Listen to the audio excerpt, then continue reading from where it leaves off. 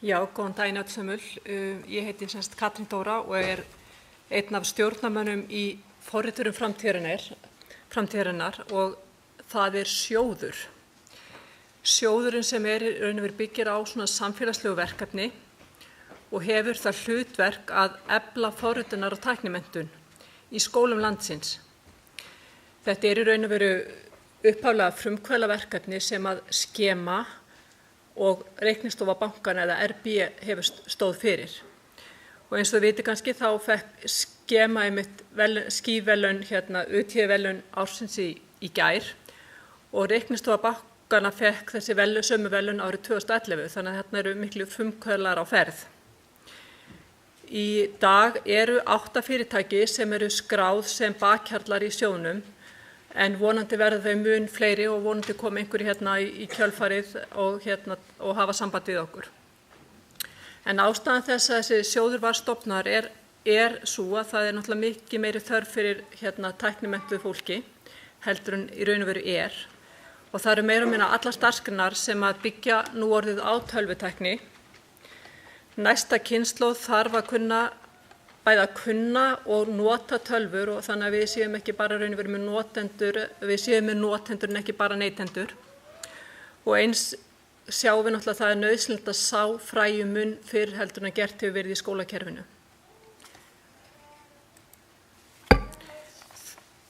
Þess vegna í raun og veru langtíma markmiðið að forritun verði hluti af námskrá í raun og veru í grunn- og framhaldsskólum landsins. En jafnframt því að verða hluti af námskránni þá mjög mikilvægt að rannsaka þau áhrif sem forritunarkennsla hefur á hina ýmsu þætti þroska og námsgetu barna og þar mjög gott tækifæri gegnum þessi námskeið sem að verið að halda. Skammtíma markmiði þau að stuðla aukinni fræðslu og áhuga meðal barna og unglinga á forritun og tækni og þannig koma til forritunarnámskeið í grunn- og leikskólum og framhaldsskólum landsins og eins það að tækjavæða skólana og auka þjálfun og endurmenntun kennara, en þetta svona þau element sem að sjóðurinn byggir á. Þetta í raun og veru þríþætt.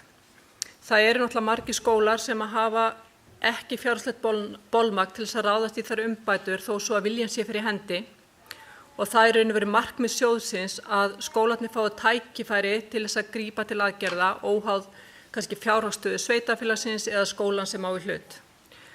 Og sjóðurinn verður þannig í raun og veru aðgengilegur öllum sveitarfélögum og skólum og raun og veru öllum skólastigum og stjórn sjóðsins færi þar raun og veru umsóknirnar og ákvarðan úthlutun í samræmi við rökstuðning, umfang og undirliggjandi þörf verkefnisins sem þá auðvitað matsatriði. Og umsækjendur geta þannig sótt bæði ráðgjöf og búnað og kennslu til sjóðsins.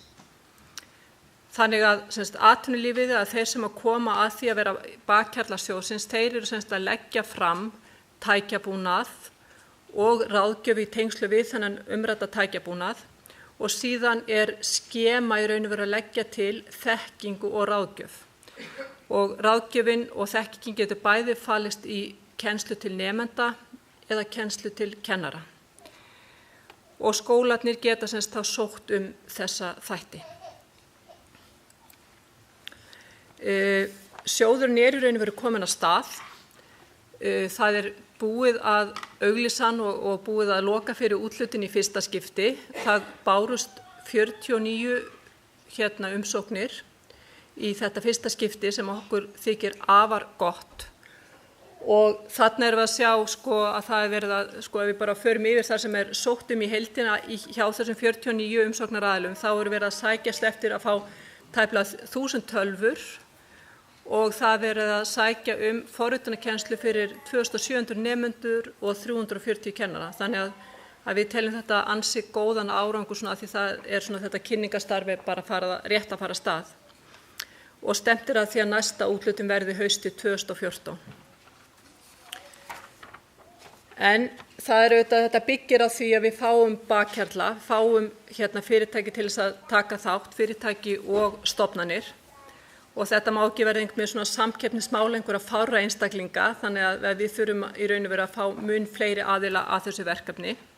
Þetta eru aðilarnir sem eru með í augnablikinu, þessir 8 aðilar.